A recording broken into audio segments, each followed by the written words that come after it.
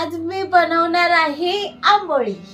हे बघा medium gas ठेवला आहे आणि आता काय करायचं तेल किती चमचा लावायचा? एकच सगळीवर पसरव. असंच ना, हे असं सगळीवर पसरवायचं. तेल पसरवलं नंतर हे बघा हे आहे आंबोळ्याचं पीठ.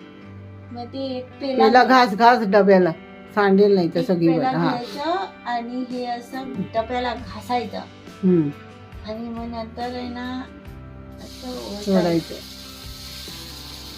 बस बस बस भरपूर झालं, मोठा होणार एकदम.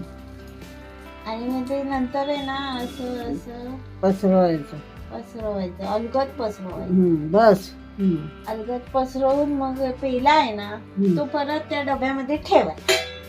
मग आता आहे ना हे झाकण ठेवून द्यायचं आणि 5 मिनिटांनी यायचं.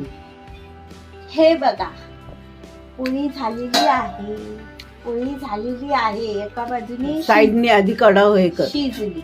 आता ना मी साईडने कडा काढणार, बरोबर ना.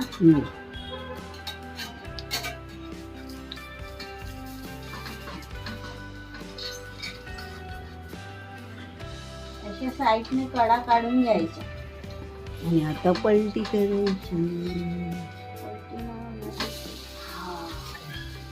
आता त्याच्यावर ठेवणार मी झाकण आणि परत 5 मिनिटांनी ये. काढत आहे.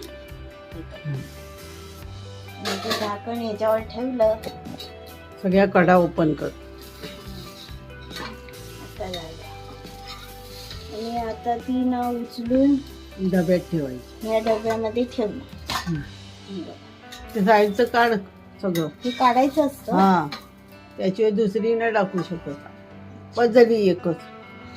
आंबोळी केली. आंबोळी अशीच बनवतात कोकणात. आंबोळी दर जाडजूड अशी.